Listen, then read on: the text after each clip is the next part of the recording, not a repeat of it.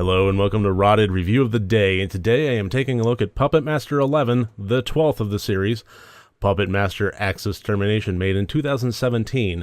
Now before I get to that, you may notice I'm wearing an Alfred University shirt. The reason for that is a reminder that Saturday, October 27th from noon to 4, RotD Reviews will be on location at Alfred University in the Powell Campus Center doing a 4-hour live stream. We're going to have reviews, we're going to have discussions, debates, games, giveaways, all sorts of fun prizes and so forth. So if you're a student of Alfred University or Alfred State or just happen to be in the area, come on by, get on camera with me, have a debate, have a discussion. Otherwise, please tune in. I welcome you there. So, on to the movie. Now, this is the last of the original story arc, because as I understand it, I'm kind of going into this entire thing with purposeful ignorance, so everything that I see is a revelation to me. And as I understand it, the next movie, the last movie, The Littlest Reich, is a remake or a reboot. So, as far as the original story arc, I'm done. I only have one more movie to go, but this story arc, I'm done. And I have to say, it ended with a bang. I really, really enjoyed it. And this Axis trilogy itself has been a bit of a roller coaster ride. I'm going to have a deep dive discussion where I basically just kind of regroup before getting into the final movie and just kind of take a look at the journey I've been treading so far. So, Axis Termination, it followed the same timeline, the same path as the previous Axis movies. And you know what? Before I discuss the plot, let's open up the categories. As always, 4 different categories, each one worth up to 25 points for a total possible score of 100 points. Now, the plot of this one, like I said, it picks up where the last one left off. And sort of. It pretty much, it bookends it right away and then kind of continues on with the same journey of the puppets with different human characters at that point. And it was a really weird transition, but overall I thought it worked pretty well. It had to do with not just the Allies and the Axis powers coming up with their own elixir of life and their own puppets and so forth, as in previous ones, but also it brought a psychic element to it, where the Allies and the Axis had their own psychic powers and telekinesis powers and so forth. And so it was kind of a big showdown of this multiple layered otherworldly stuff that, is basically, magic. And I had to be,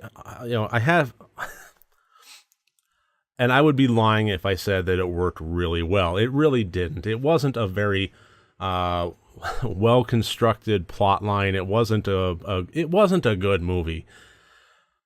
Did I enjoy it? Yes, and for reasons I'll get into. But was it a good movie? No. I mean, following the FMF rules there, from is it a film? No. Is it a movie? No. It's a flick.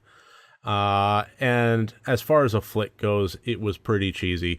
The plot, I gave a 6 out of 25 for that. Now, the intent, I've said throughout, especially after the first movie, that the intent of all of these movies should be puppet kills and fun. And this had puppet kills and fun galore. It was fantastic in that regard. If you're going into the 11th Puppet Master movie, you have a certain level of expectation. You're not expecting an Academy Award winner. You're expecting puppet kills and fun. And this movie really, really delivered with that. It was bloody. It was gory. The puppets had a great time. You could tell everybody that made it had a great time. And I really appreciate that. Apparently a lot of the background extras, the Nazis, and that were just kind of the brutes that didn't say anything, were actual fans of the franchise that were brought in to take part in this. And you kind of get that communal fun sense out of it. I think that they knew that they were going to be putting a bow on the franchise as it currently stood. And they sent it off with a bang, and I had to appreciate that. So 18 out of 25 for the intent. I was super pleased with this one. The acting, the last movie got an 8. This one gets a 7. it in no way improved. The dialogue was cheesy. It was delivered poorly. Everything about the acting was stilted and weird and amateurish. Not to get too harsh on it, but even so, the reason it got a point lower than the last one is I specifically deducted a full point for the accents that were involved. You had German folks, you had a character who was Russian, and none of the accents worked. I think especially the Russian one. It sounded like this weird mix of British, Asian, with peppered in American, as the dialogue forgot to have an accent every once in a while.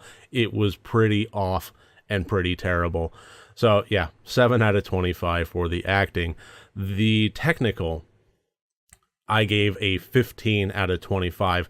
The puppetry was a million times better than the first one. I said that the second one addressed a lot of the issues I had with the first one, and this took it a step further. It didn't just address them. I'd say at this point it fixed them. The puppetry was on point. The stop motion was good.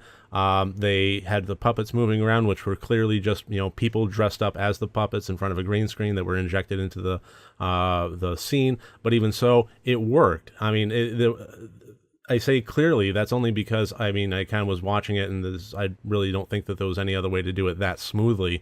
It's not like the green screen was apparent or that the effect didn't work. It did work, and I really liked it. Things that didn't work was some blood splatter. There was definitely some blood splatter, and this happened in the second movie too. I didn't really talk about it then, but I will now, since it did definitely carry over. Is a lot of the blood splatter, you can tell, was done in post.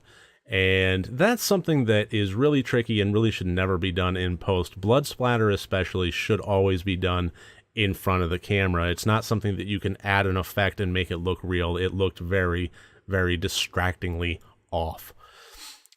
The big mark against this one, the reason it didn't get any higher than 15 out of 25, is the color palette. It was terrible. Throughout the entire movie, I think that the only thing that they used as far as lighting were pink and green bluish gel.